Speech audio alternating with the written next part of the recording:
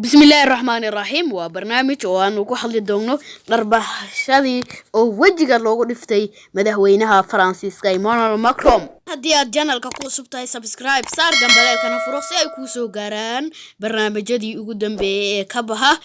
جانل كإجلون كدمين هذا بس وإيش سويدين تمضان أيا ماكرون محلو نربحي نربح شذن وحيكون هذي markii uu Nabi Muhammad alayhi salaatu wasalaam aflagaaday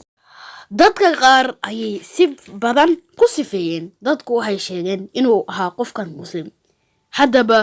muxuu ahaa qofka muxuuna u dharbaahay Macron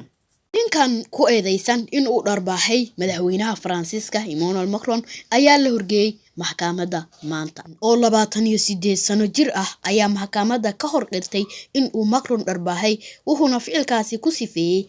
daqiiqad shucuur kacsaneed ah oo uusan horay u soo qorsheynin wuxuu tilmaamay in dhacdada ay ka dhalatay hoos u dhac Faransiiska ku yimid sida uu maxkamadda ka hor sheegay dacwad oogaha maxkamadda ayaa codsaday in ninkan oo lagu magacaabo Dimitri lagu hukumo 18 bilood oo xabsi ah wuxuuna dharbaaxada ku tilmaamay ficil rabsho oo si ula kac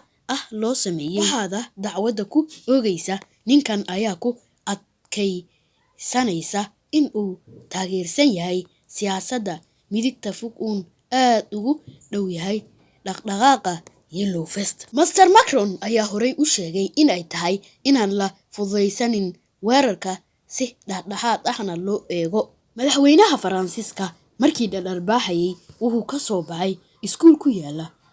magaalada waqooyiga bari ee Tyne Hermetiga kadib ayuu ku leehday dad banaanka ku sugnaa oo lagu celiyay xeendaan gaaban oo bir ah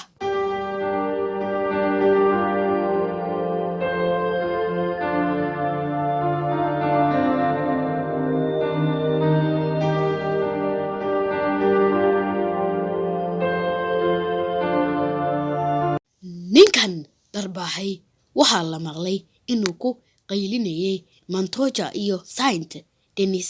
hadhow Macron waana erayo la adeegsan jiray dagaaladii qarniyadii dhexe dhacdadaas waxaa cambaariyay siyaasiyiinta Faransiiska iyadoo tartanka doorashada madaxtinimada ay ka dhiman wax yar hal sano isla goobtii madaxweynaha lagu dharbaaxay waxaa lagu hiray nin kale oo isku magaalo yihiin ninkii dharbaaxay madaxweynaha wuxuu wajahayaa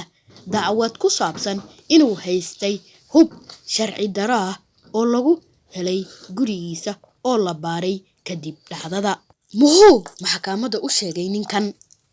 sida laga soo xigtay wakaaladda wararka ee Faransiiska AFP ninkan waxaa la horgeeyay maxkamadda ku taalo magaalada Valencia isagoo weli hiran funaanadii uu qabay markii madaxweynaha uu dharbaaxayay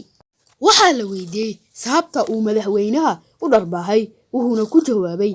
in xilli uu sugayay saaxiibadiisa uu ku fikiray in uu sameeyo wax la xasuusan karo wuxuu tilmaamay in uu fikirkiisa hore ah in uu kareem ama ukun ku tuuro balse wuxuu ku adkaystay in uusan ka fikirin in uu madaxweynaha dharbaaxo markaan arkay sida uu u furfuran yahay oo si been ah taas oo dib igu ahayd codbixiye ahaan waxaan ka labalabooday ayuu ka yiri maxkamadda horteeda sida warbaahinta ay qorayaan barnaamijkii aynu ku fiirinaynay dharbaaxshadii loo geystay Macron meeshan ayuu inoogu egyahay wassalaamu calaykum waraxmatullaahi wabarakaatu